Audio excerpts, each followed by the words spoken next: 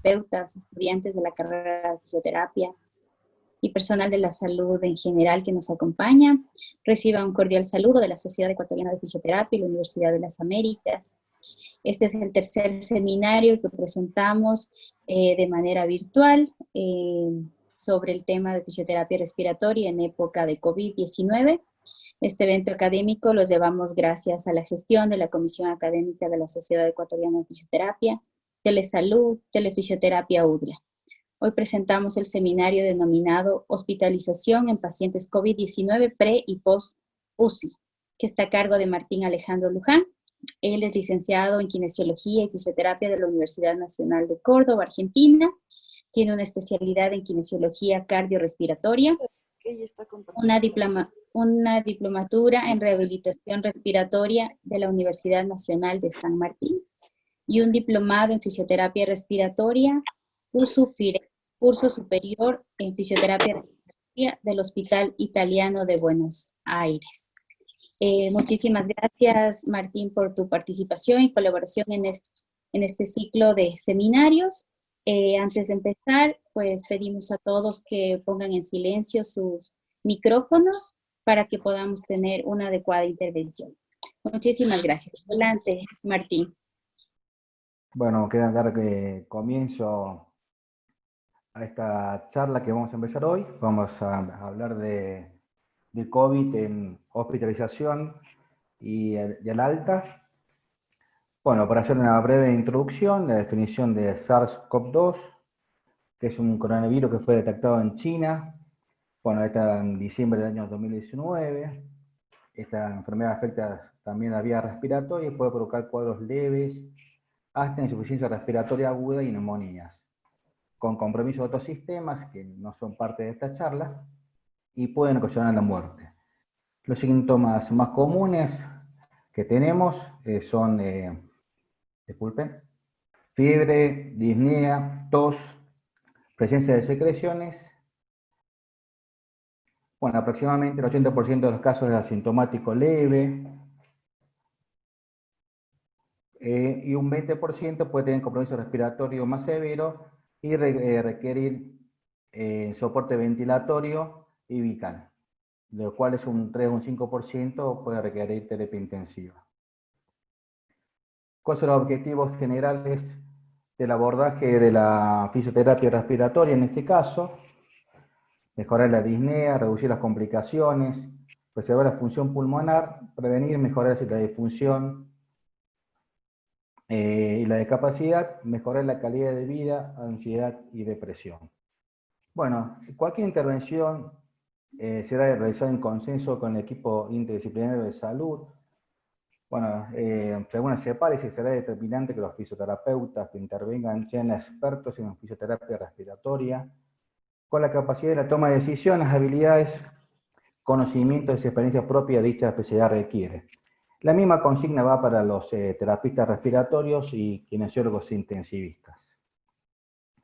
Bueno, toda intervención se llevará a cabo haciendo siempre uso de las medidas de seguridad correspondientes, optimizando siempre los materiales y recursos que disponga la institución. Acá un ejemplo de medidas de equipo de protección personal, vamos de más a menos. Maniobras con aerosol son de medidas críticas, bueno, mayor equipamiento, máscara facial, antiparras, barbijo N95 similar, según sea Europa o América, camisolín repelente, guantes, a medida que vaya siendo menos complejo, en este caso les pongo ahora, en caso de contacto con riesgo de exposición a fluidos corporales, antiparras, barbijo quirúrgico común, camisolín repelente y guantes, y en caso sin contacto en pacientes y sin riesgo de exposición a fluidos corporales, antiparras si está a menos de 1 metro de una persona sospechosa, barbijo quirúrgico común, camisolín de contacto y guantes. Acá sería un equipo más completo, donde ya tenemos un Tyvek o overall, según la nomenclatura de cada lugar, cubrebotas, polainas, guantes de nitrilo y el cobertor del overall. En cuanto a la oxigenoterapia, que ahí no tenemos más injerencia, Bueno, el objetivo que perseguimos es una saturación entre 92 y 95. En caso de un paciente que tenga comorbilidades crónicas como en EPOC, buscaremos una saturación de 90. En cuanto a los riesgos de dispersión de aire exhalado con gotitas o aerosolización, por el laboratorio, bueno, se ha demostrado que el oxígeno que gana en la zona 1 litro puede tener una dispersión hasta 66 centímetros, aumentando sí en el caso de Canon en la sala 4 hasta 6 litros, Macra siempre 40, Venturi.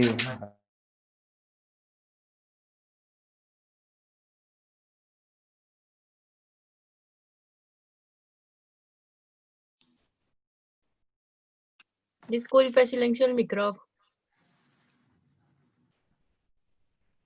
¿Me escuchan ahora? ¿Me pueden escuchar? Bueno. Sí, perfecto, este momento. Bueno, disculpen. Bueno, y en caso de requerir algún mayor soporte ventilatorio, puede usar canal nasal de alto flujo, BNI y BNI con casco helmet. No sería lo más recomendado, pero si se utiliza, hay que tener en cuenta la dispersión de los aerosoles. Y en todos los casos, debe ser siempre cubierto el paciente con una mascarilla quirúrgica o o barbijo.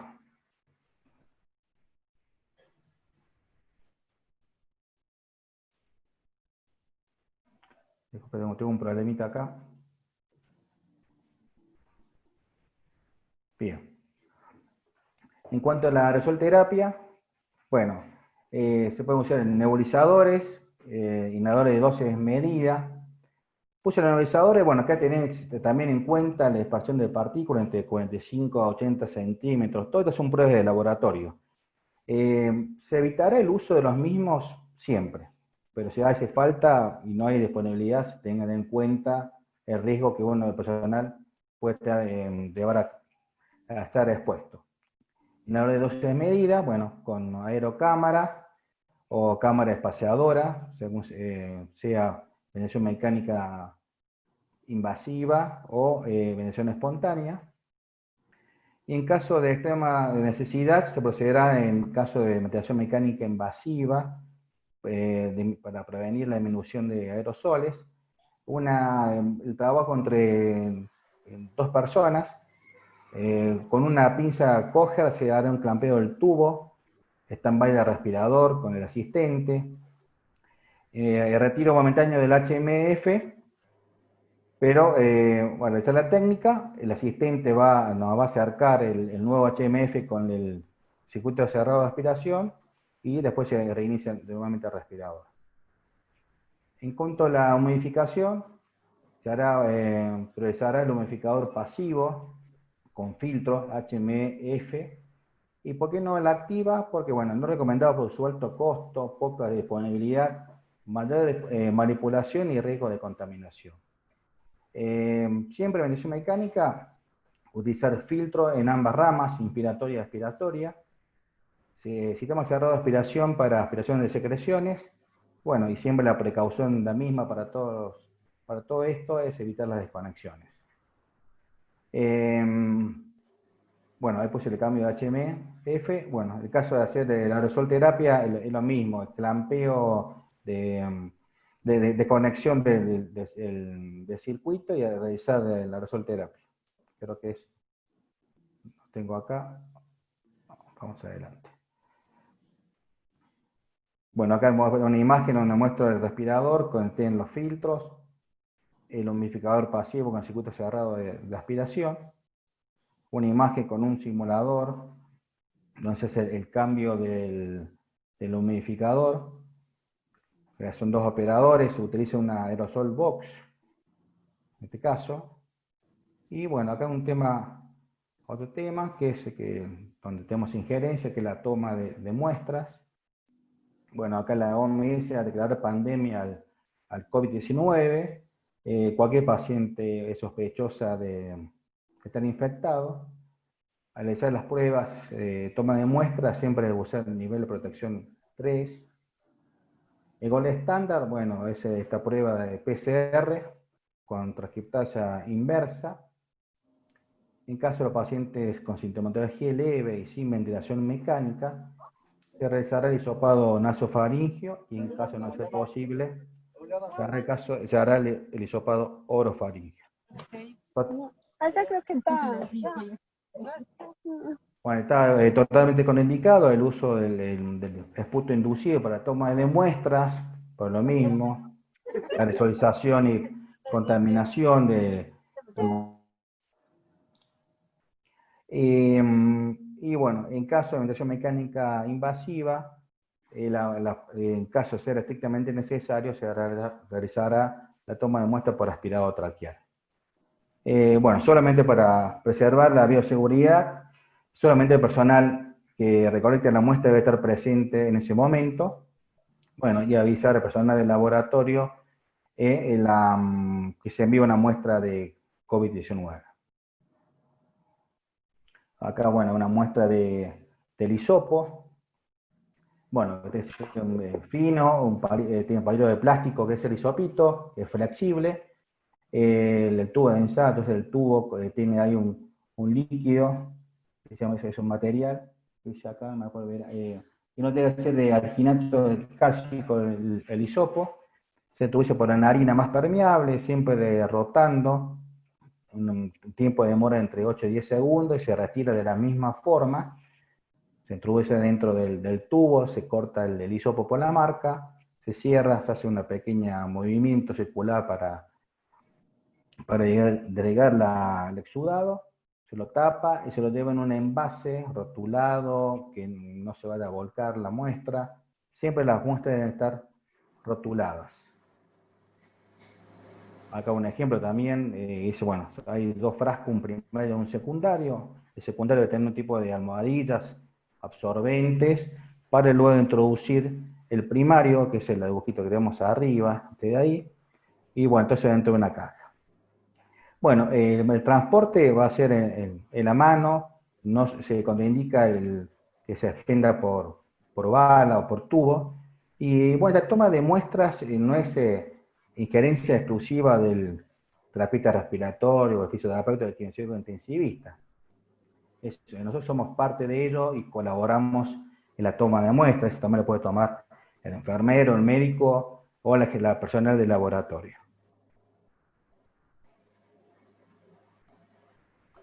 Bueno, acá un ejemplo de toma la muestra por aspirado. Esto es un ejemplo de los muchos que hay en las instituciones, y este modo de ejemplo pusimos en colaboración con el Sanatorio Finoquito de la Ciudad de Buenos Aires, que muestra, bueno, el caso es una especie de Trump, donde se le corta el toma que iría por la narina, se hace un corte, que es una punta roma, se introduce dentro del circuito cerrado de aspiración,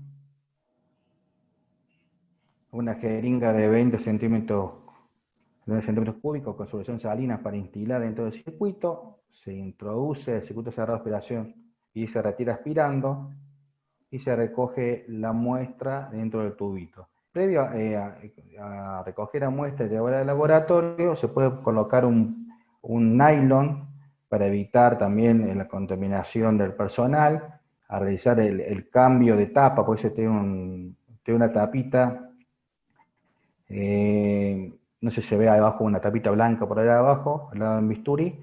Bueno, y se debe igualmente recolectar y avisar al laboratorio la muestra de COVID. Bueno, acá voy a pasar un poco por alto, ya fue un tema que ya lo hablaron en charlas anteriores, de ventilación mecánica y el paciente cómo ingresa a UCI. Bueno, acá me voy a detener solamente hablar un poco de la desvinculación y el paquete de medidas ABCDF.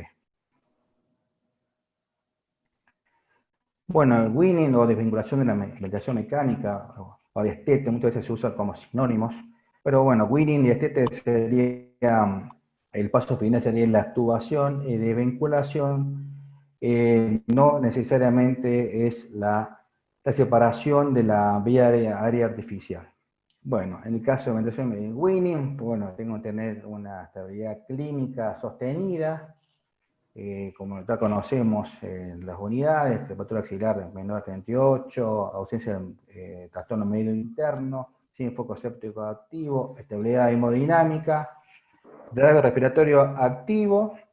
Y bueno, en cuanto a la prueba de ventilación espontánea, se sugiere en las guías, en estos casos de pandemia, utilizar todo lo que sea ventilación mecánica. O sea, un CPAP, presión de soporte de 7 con PIB de 0, o tubo T electrónico, o la modalidad que la unidad hospitalaria utilice. Si no queda otra que utilizar el tubo en T, se debe colocar un filtro para evitar contaminación. Bueno, también hay que evaluar la capacidad de oxígeno, volumen de secreción y psicocompetencia de la vía aérea para decidir la extubación, algo que hablaron en la charla anterior, el licenciado Barreño, con unos sesgos, unas tablitas. Bueno, y una vez, en cuanto a los criterios de extubación, son los que se aplican habitualmente, entre 30 y 120 minutos. Siempre las guías y los artículos dicen que no hay diferencia entre uno y otro, pero si son pacientes crónicos, es preferiblemente hacer una de 120 minutos. Siempre se debe retirar estubando con circuito cerrado.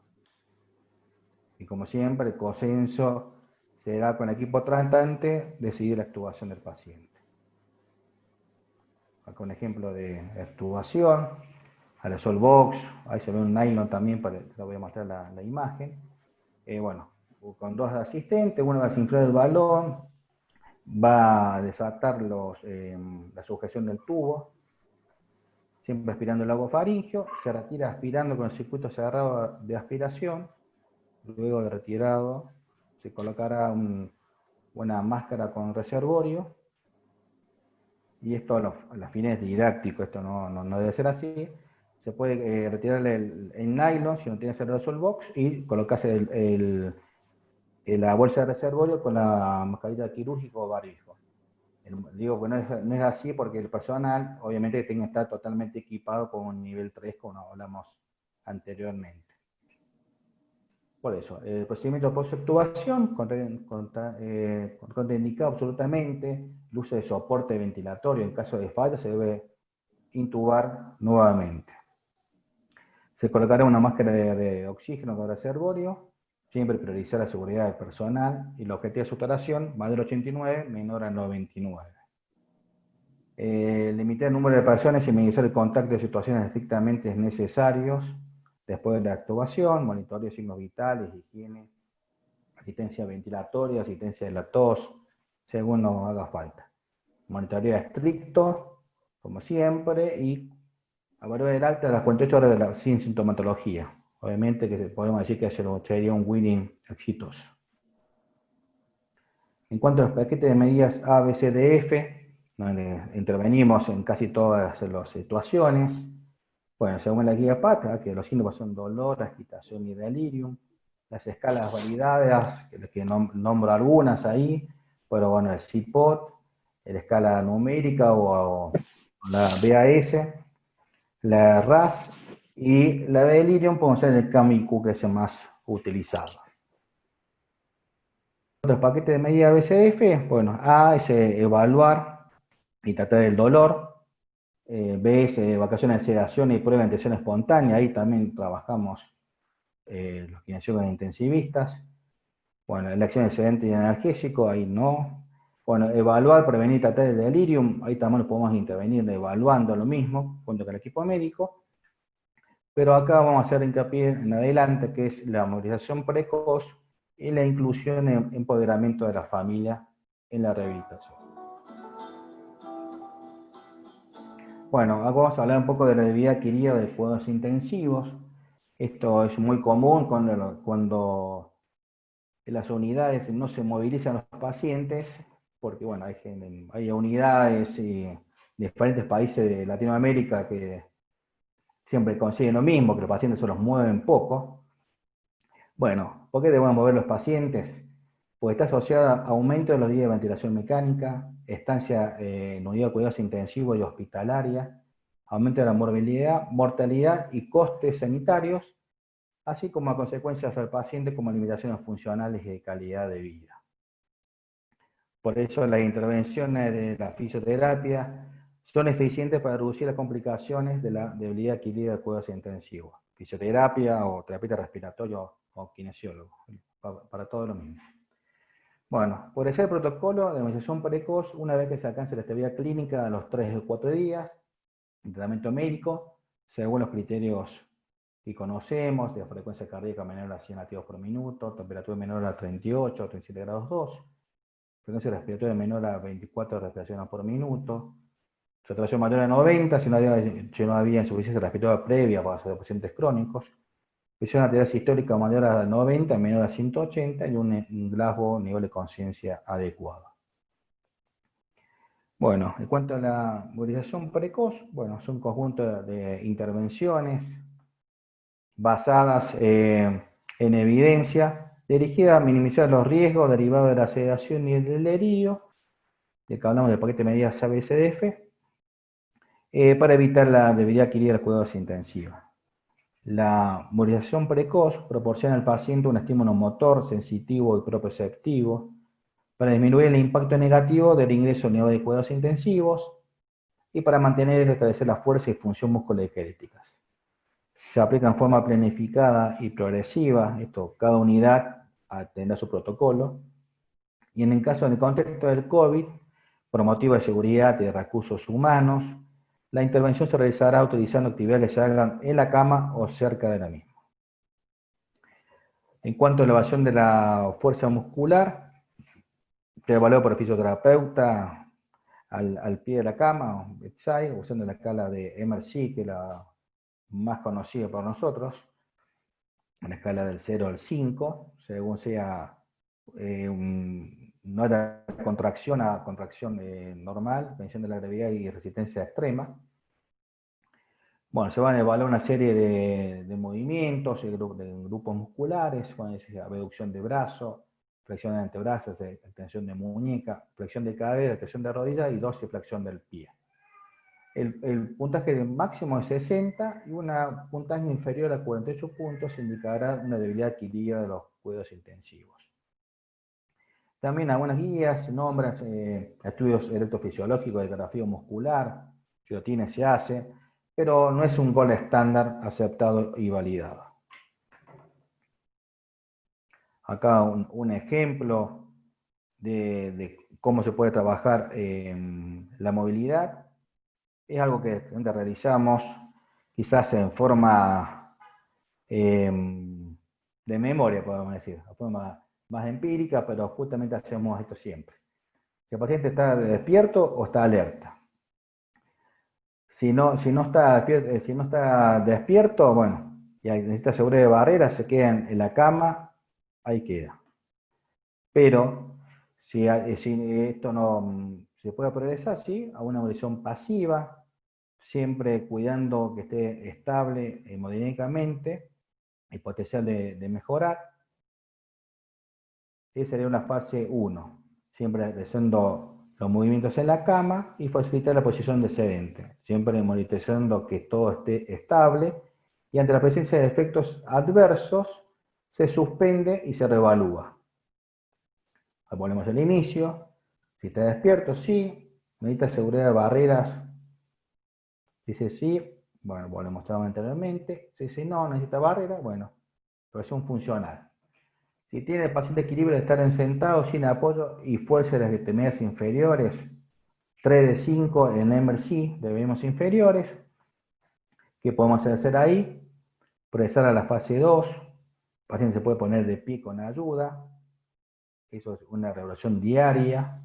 Bueno, ¿cómo se puede poner de pie? Con el uso de ayudas terapéuticas, andadores, bastones o 2 asistentes. Se va a poner de pie al lado de la cama y sentarse en la cama. Además se puede proceder a una marcha estática si es posible o sentarse en una silla al lado de la cama. Si no es posible, bueno, hay que volver a reevaluar. En el caso de que sí soporte el peso, también evaluar la presencia de efectos adversos durante la movilización.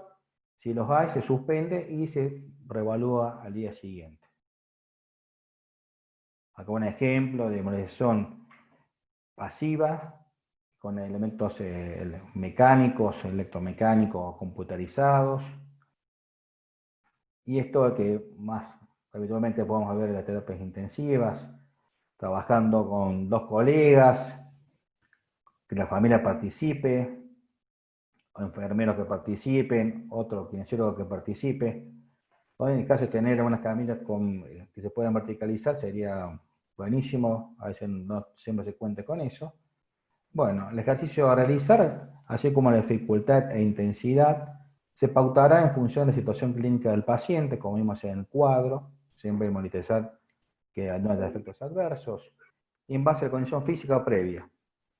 Preferiblemente se comenzará con ejercicios simples en la cama, flexión de rodillas y caderas, elevación de flexión de brazos. Posteriormente progresar ejercicios más complejos, como sentarse al borde de la cama, levantarse y sentarse en una silla y una marcha estática y progresar una marcha.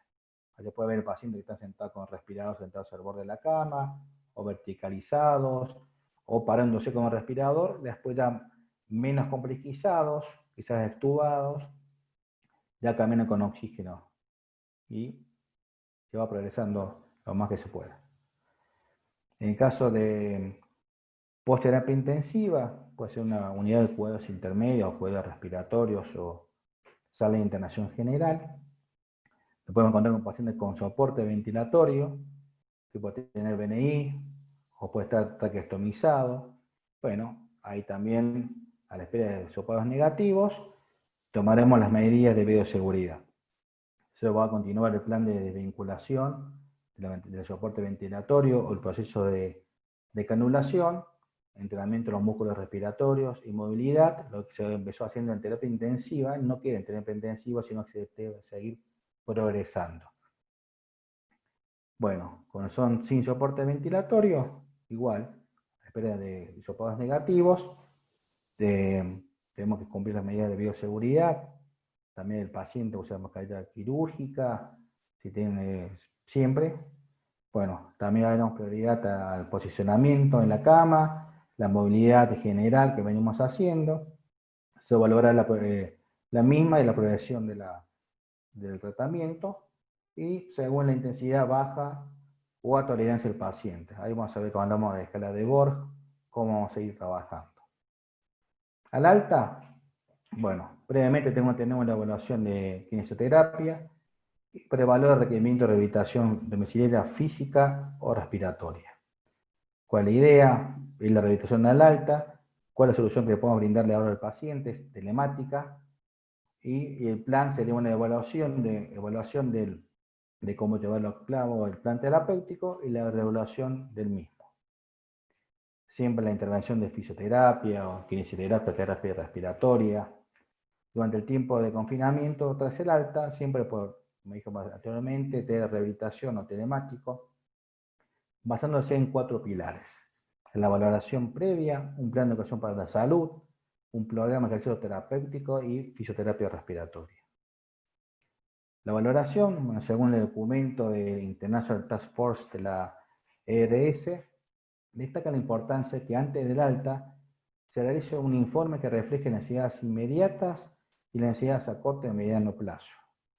Bueno, nosotros como kinesiólogos y fisioterapeutas vamos a realizar un cribado de necesidad de soporte asistencial en las semanas posteriores al alta. Pueden realizar pruebas y test sencillos, por ejemplo, el Short Physical Performance Battery, SPPB, Sit to Stand Test, STS, dinamometría de mano, hand grip, evaluación manual de la fuerza de la musculatura periférica. Cuando contemos con este informe al alta, pues daremos en nuestra intervención. En caso contrario, estableceremos una evaluación inicial telemáticamente para identificar las necesidades más inmediatas. Podremos basarnos en consulta de informe al alta del paciente, en la epicrisis que el mismo se va a llevar a su casa, realizar una anamnesis y hacer una valoración tanto de la disnea con la MSI modificada o escala de Borg modificada, valoración de la fatiga muscular, escala de Borg modificada, los test no convencionales, como por ejemplo el Sutter Stand Test o el SPPB que dijimos recién, también mediante videoconferencia. Cetometría del pulso y frecuencia cardíaca o pulso, bueno, todo esto será adiestrado mientras vayamos conociendo al paciente. Educación para la salud, son recomendaciones generales para la población, correcto lavado de manos, cubrirse la nariz y la boca con un pañuelo al toser o estornudar y arrojar estos pañuelitos descartables en un tarrito con pedal y tapa. Evitar tocarse los ojos, nariz y boca. Aislamiento social 2 metros. Y medidas de aislamiento domiciliario. Las generales, que son para todos. Dejar de fumar, correcta alimentación. Favorecer la hidratación al largo del día. Manejo del estrés y mantenerse activo. Procedimiento de lavado de manos correcto, que indica la OMS. Y bueno, el procedimiento dura entre 40 y 60 segundos, más o menos 20 30 segundos si es con alcohol en gel. En cuanto a las medidas domiciliarias, bueno, buena habitación individual ahí, que tenga buena ventilación, si es posible que tenga un baño individual. Se debe separar en una bolsita negra para hacer preventivamente el lavado. Desinfectar todos los elementos diariamente, un teléfono para hacer una forma de comunicarse con el personal sanitario, y siempre se debe comunicar con una persona que está afuera o debe salir de la habitación, siempre ponerse barbijo o mascarilla quirúrgica. En caso de la gente que está acompañándolo, se recomienda que sea siempre la misma persona la que asiste a la persona que está en aislamiento domiciliario. Bueno, también hay que desinfectar la puerta, los grifos, todo lo que esté en contacto con el paciente. En cuanto a la fisioterapia respiratoria, se perseguirá los objetivos nucleares en función de la necesidad de cada paciente. Optimizar el patrón respiratorio del paciente y disminuir su sensación de disnea cuando esté presente, mediante respiraciones abdominales diafragmáticas, respiraciones de labios fruncidos, cambio de posición, lo que haga falta.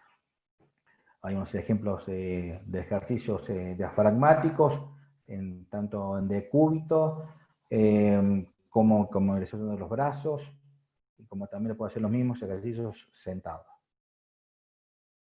Con los otros los objetivos, aumentar los volúmenes pulmonares y mejorar la expansión del parénquima pulmonar, favoreciendo al mismo tiempo la movilidad de la caja torácica, con ejercicio de ventilación y espacios costales.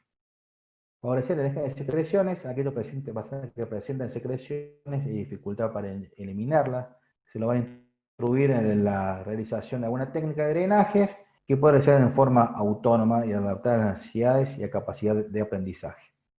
Hay un batallón ahí de técnicas, en este caso siempre se va a hacer las técnicas de flujo, son la escuela de Postiuk, siempre de presión lenta prolongada, algunos tipos de momentos de volúmenes dirigidos, huffing, todo lo que sea mayores secreciones, que no forma, bueno, y se va a adaptar a las posibilidades de comprensión del sujeto. En cuanto al tratamiento de los músculos respiratorios, acá puse 2 ejemplos. Uno que está con la tilde es un threshold IMT, es para el entrenamiento de músculos inspiratorios. También se puede usar un power breath, un inspire, lo que tengan en su país o en lo más cerca para poder comprarlo. Y en el caso del que está al lado, que no tiene tilde, es un threshold PIP, eso no va a favorecer la eliminación de secreciones. También si no dispone de un threshold PIP, puede usar una capela, un cornet, un flutter, todos van a trabajar sobre lo mismo, sobre el exoprismo del moco y favorecer el toilet bronquial. ¿Qué se recomienda? Hacerlo 2 veces por día, en sesión hasta 15 minutos, vamos a evaluar según la disnea, 5, 10, 15 minutos o 30 repeticiones en series. Y siempre con la planificación son entre 6 y 8 semanas. Como cualquier tipo de entrenamiento que hagamos en domiciliario. La intensidad será del 30% de la Pmax y Pmax cuando contemos con esos valores. Si no, lo vamos a ir progresando de 1 a 2 centímetros de agua. Y como en todos los casos, según el dispositivo que utilicemos, será instruido en el uso del mismo, así como la desinfección y limpieza de cada aparato. En cuanto al programa terapéutico, como lo mencioné anteriormente, se recomienda un periodo de 6 a 8 semanas tras el alta, con una intensidad ligera, una escala de Borg modificada de 3 o menor a 3. Y en caso de poder ser la teleasistencia, se puede llegar hasta un Borg modificada de 6. Esta es la escala de evaluación muscular que vimos anteriormente. La escala de Borg modificada, una escala de 0 al 10, donde muy suave, suave, moderado, duro y muy, muy duro. Vamos a trabajar en la escala de 3, entre suave y muy suave, y pueden llegar hasta un grado duro. Diegometría de mano. Es muy difícil que lo tenga el paciente en su casa, pero se puede, si hay posibilidad, se evaluará en el hospital, en la institución donde esté. Bueno, acá unos puntos de corte que dedican, debajo de estos valores, dedican una gran debilidad. 7 kilogramos en mujeres y 11 en hombres, se toma en forma bilateral. En cuanto a las test no convencionales, de disney y tolerancia al ejercicio, podemos nombrar el Situ Stand Test. Consiste en paciente que está sentado, una silla con buen apoyo de los pies en el suelo, separado de respaldo, y el test consta en levantarse y sentarse en 30 segundos. Hay una escala según la edad y el sexo del paciente, con una diferencia mínima clínicamente significativa de mayor o igual a 2 para este test. Otra forma de realizarlo es cuánto tiempo tarda en realizar 5 repeticiones. La Short Physical Performance Battery, SPPB, consta de 3 bloques. Primero es un test de equilibrio, esto es en tiempo. Primero va a estar con los 2 pies juntos, durante 10 segundos. Si lo logra hacer, es un punto, si no logra, 0 puntos. Si no lo logra, será directamente al test de velocidad de la marcha. El siguiente punto del test de equilibrio es el semitandem, con el pie a la altura del dedo gordo del otro pie durante 10 segundos. Si no logra 10 segundos, 0 puntos. Si lo logra, es 1 punto. Para ir luego a proceder al tándem, que es un pie delante del otro, tocando el talón del pie que está por detrás, también 10 segundos. Si logra realizarlo, son 2 puntos. Si lo logra entre 4 y 9,99 es un punto, y si es menor a 3 segundos de tolerancia, será de 0 puntos. En cuanto al test de velocidad de la marcha, el tiempo empleado en caminar 4 metros en un ritmo normal, y se tomará el mejor de 2 intentos. También una escala por tiempo, que va se realiza hasta 4 metros en un tiempo menor a 4,82 segundos, son 4 puntos, 3 puntos, 2 puntos, y si no puede realizarlo será 0 puntos. El test de levantarse de la silla, como vimos anteriormente, en otro test. El pretest es también que se de sentado, los pies bien apoyados en el piso, separado del respaldo, algo que no dije anteriormente, que los brazos tengan que estar cruzados en el pecho, y bueno, se le pide que se levante y se siente, 5 repeticiones y se mide el tiempo. Si logra realizarlo en un tiempo menor a 19 segundos, eran 4 puntos. Si bajando según el tiempo que demores hasta 1 punto, cuando el tiempo sea mayor a 16,70 segundos, y si es mayor a 60 segundos, se tomará como un 0.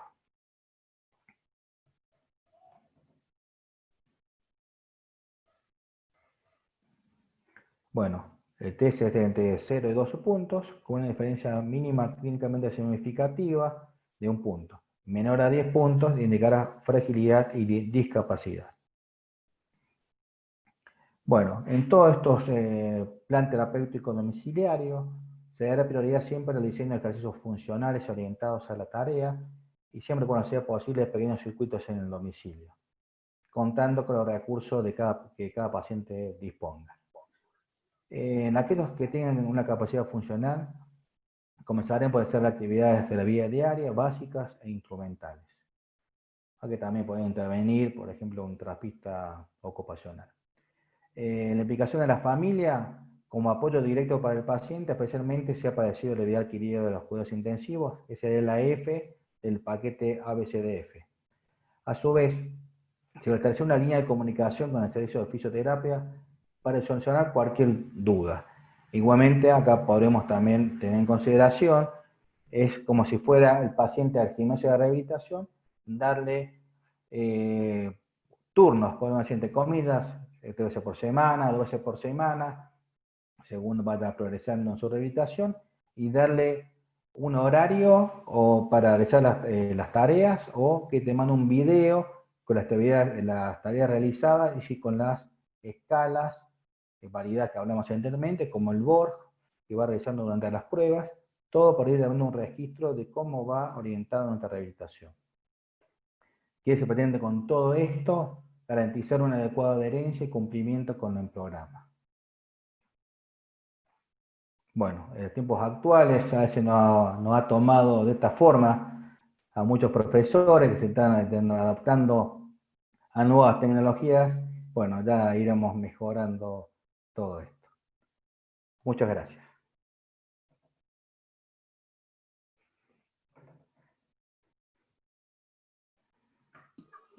Excelente, muchísimas gracias, Martín. Voy a revisar el chat para ir contestando ciertas preguntas. Perfecto. Entonces, bueno, la primera pregunta dice, en relación a la movilización en pacientes con patología respiratoria previa, conocida tipo EPOC, ¿es conveniente iniciar el RR precozmente o debería esperar algunos días después del alta? No, la movilización siempre va a ser cuando tengamos seguridad. Por eso hablamos siempre de estabilidad hemodinámica, la frecuencia respiratoria, la saturación. Siempre que sea seguro, el paciente hay que movilizarlo.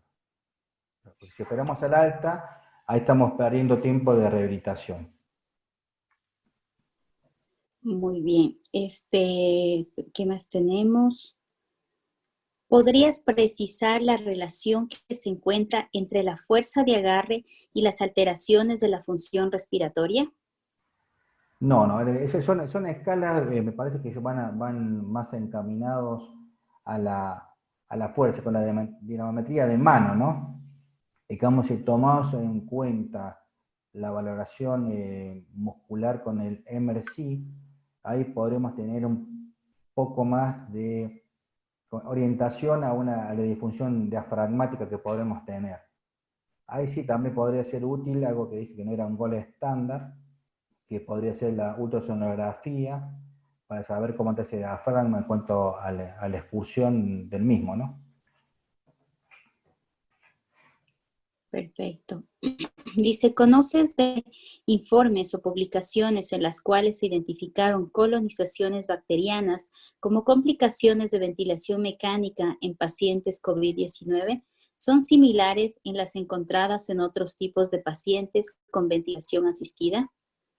No podría responder esa pregunta, me parece que excede el tema de que estoy hablando. Eso tenemos que hablar de neumonías asociadas a la ventilación mecánica u otras infecciones correspondientes a la misma, ¿no? Disculpe que no es un tema de lo que estoy hablando ahora. Perfecto. El entrenamiento de músculos respiratorios con dispositivos PPEF externa externa es similar a realizar con espirómetro incentivo. No, lo que pasa es que en un caso de que tengas un dispositivo de PEP, lo que podemos tener ahí, tenemos una resistencia que lo podemos ir graduando y podemos hacer una evaluación más objetiva. Como un espirómetro de incentivo, si se dispone del mismo, podría cumplir una función similar. En uno podemos, como puse los dispositivos PIP, son entrenamiento de fuerza y de resistencia, y los perímetros de incentivo sería más un trabajo volumétrico y de expansión torácico. Si cuenta con dispositivos de inspiramiento, sí, lo puede usar tranquilamente según su experiencia personal, no estaría mal. Muy bien. En base a su experiencia, ¿qué tipo de técnicas están adquiriendo más los pacientes COVID? ¿De expansión pulmonar o de drenaje de secreciones? Bueno, como nombré ahí, cada caso es particular. Si tiene buen manejo de secreciones, no necesita asistencia de ningún terapeuta respiratorio, kinesiólogo ni fisioterapeuta respiratorio. En cuanto a las secreciones, también puede tener en cuenta los días de ventilación mecánica y si existía algún tipo de comorbilidad previa. En ese caso, se trabajaría, como hablamos recién, con drenaje, con ciclo activo de la respiración, con drenaje autogénico, con técnica de respiración prolongada.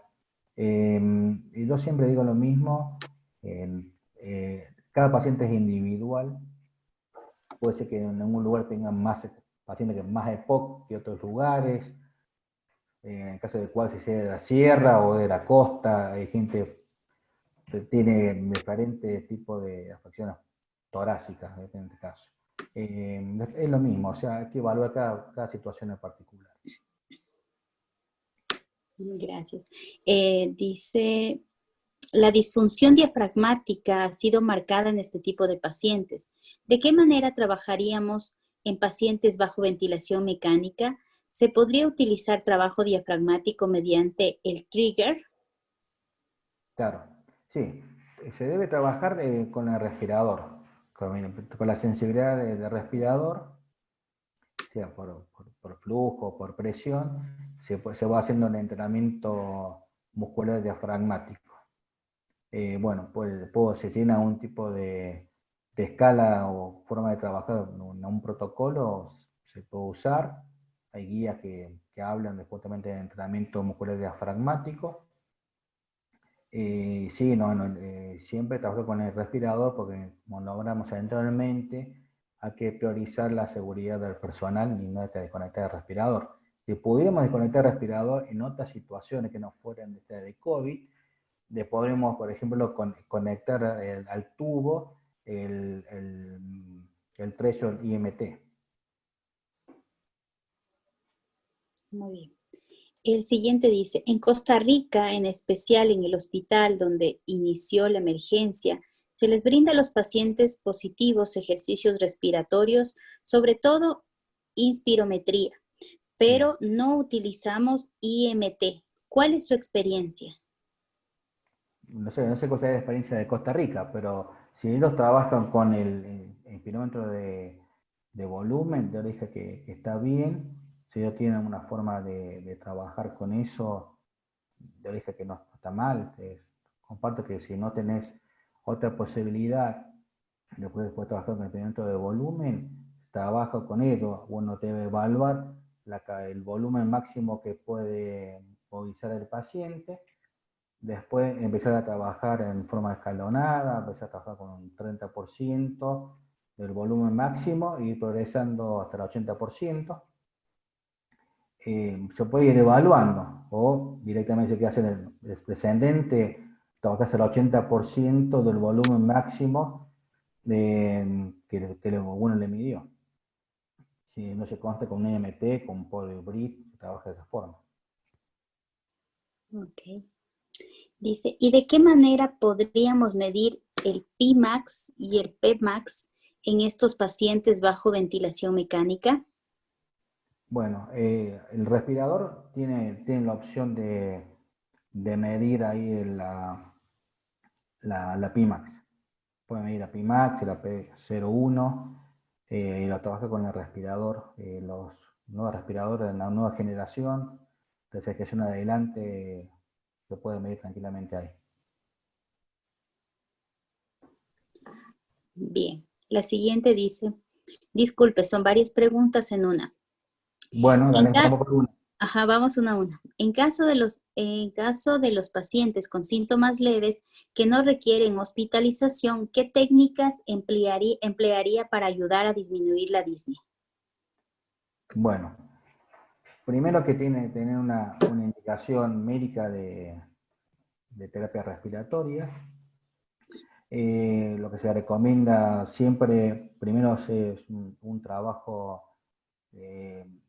domiciliario de movilización, un trabajo aeróbico, que camine en la casa, que camine 4 metros, pues sentado en la silla, caminar 4 metros, volver y tener más o menos saber qué disnea tiene. Por tanto, tenemos que enseñarle al paciente la escala de Borges modificada. Trabajar con ejercicios diafragmáticos, de movilidad de tórax abdominal, trabajo de miembros superiores, trabajo de miembros inferiores, y enseñar a desensibilizar la disnea con labios fruncidos, con técnica de relajación. Bueno, tenemos, como dije al último, hay que hacer una evaluación de cada persona en particular. La que sigue, desde mi pregunta, ¿no? Sí, dice, ¿emplearía posicionamiento para variar la perfusión o considera que es más seguro tener al paciente en una misma posición por el riesgo de descompensación? No, si el paciente está supuestamente en el domicilio con seguimiento telemático, como estamos hablando, se puede usar, digo, hay que hacer el entrenamiento muscular respiratorio, entrenamiento aeróbico y de posicionamiento en la cama, sí, puede ser. Muchas veces a unas guías que he leído sugieren que hagan prono, pero no dice cuántas horas, sino que siempre todas las guías están, ¿no?, de prono para ventilación mecánica, entre 16 y a 20 horas. Pero sí, si la mejora de la disnea está en posición de cúbito lateral o de cúbito prono, se puede usar. Perfecto.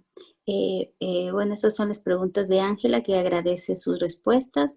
Y la siguiente dice, ¿cómo se ajustaría disculpen si de pronto no uso adecuadamente los términos, no soy terapeuta respiratoria y de pronto me equivoqué.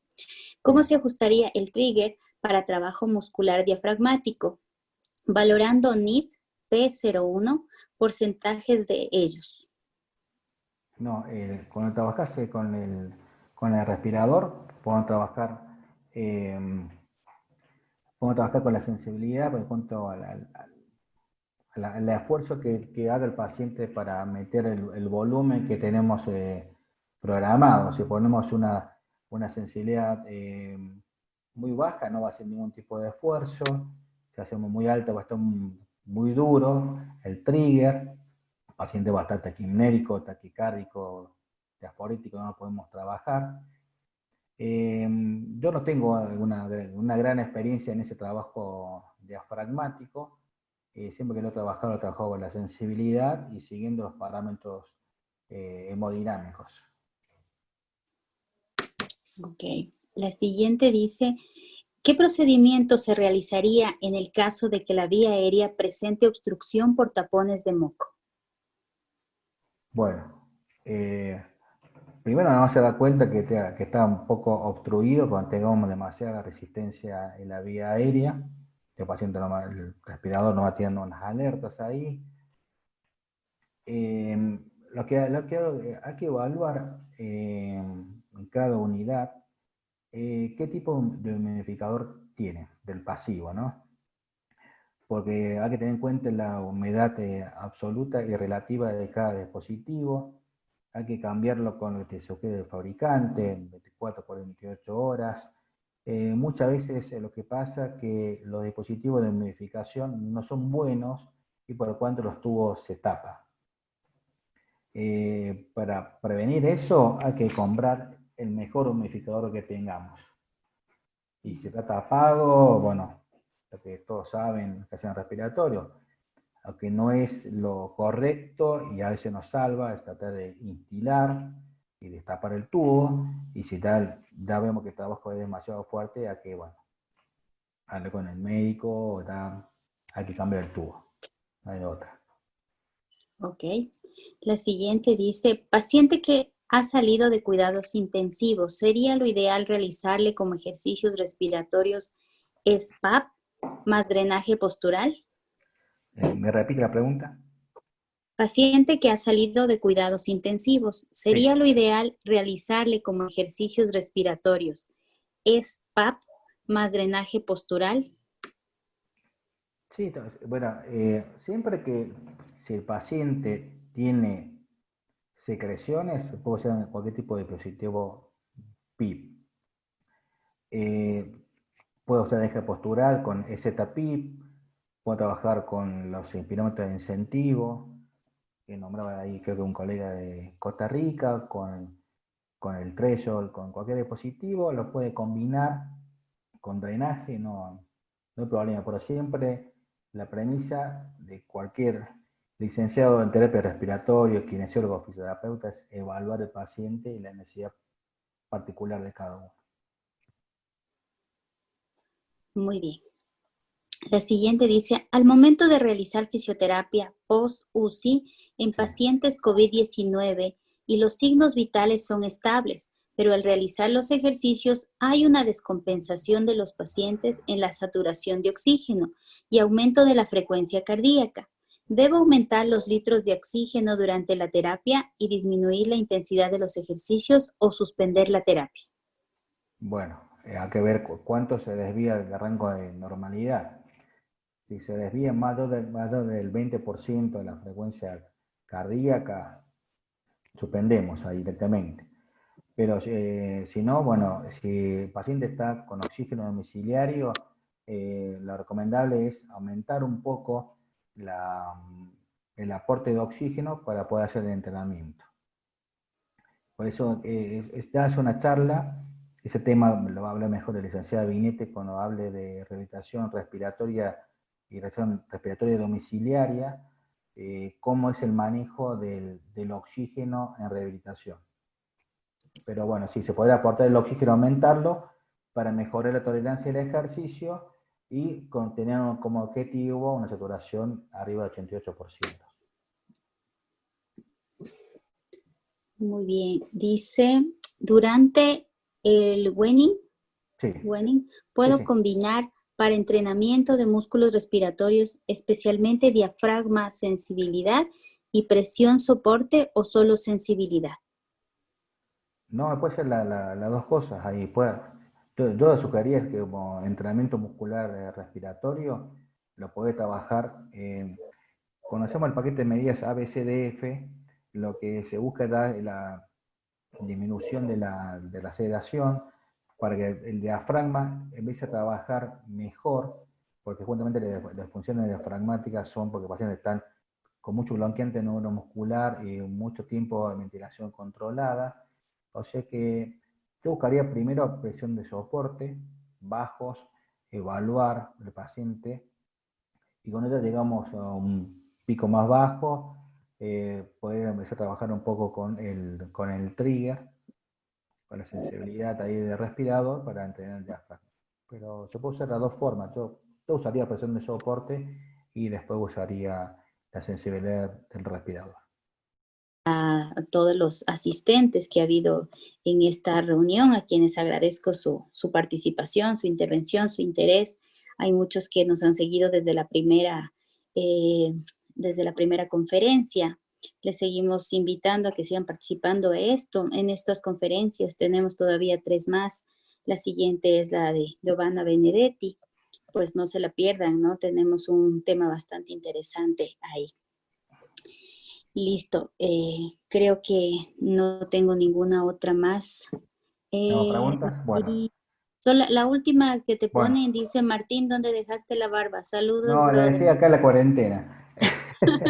Bueno, quisiera, mandar saludos a todos los que se conectaron, a muchos amigos de Argentina, ahí del Santuario Finoquieto, el Sagrado Corazón. También un especial saludo a los terapistas respiratorios, que junto con los kinesiólogos intensivistas, fisioterapeutas y terapistas físicos, que están también especializados en el respiratorio, que están trabajando en esta pandemia y como siempre, esta posibilidad de comunicación e intercambio de preguntas y algunos conocimientos nos fortalece a todos, dejando de lado muchas veces algunas diferencias que hay ahí, pero siempre se va a buscar lo mejor para el paciente. Siempre hay que trabajar en interdisciplina. Y bueno, acá en Ecuador, como hay terapeutas respiratorios y terapeutas físicos, cada uno hace su aporte por el bien del paciente. Así que pueden trabajar los dos puntos. Nosotros en Argentina, como kinesiólogos, trabajamos solos, ¿viste? No tenemos gran problema con nadie, pero yo quiero mandar un abrazo cordialmente a todos los ecuatorianos, que nos tocó acá la pandemia muy fuerte de entrada, y bueno, la gente de Argentina que por ahora tenga tuvo un poquito más de ventana para trabajar, que también les vaya bien. Y bueno, agradecer a la Universidad de las Américas y a la CEF por haberme invitado a estos teleseminarios. Muchas gracias. Muchísimas gracias, Martín. Y bueno, para quienes nos preguntan cuándo será la próxima charla y cómo se accede, pues con el mismo link que hemos accedido en estas 3 primeras charlas. La próxima semana es el miércoles, a misma hora, 7:30 p.m. Vamos a tener la participación de Giovanna Benedetti con el tema rehabilitación respiratoria después de la tormenta COVID-19. Así es que los esperamos. Muchísimas gracias por su presencia. Buenas noches.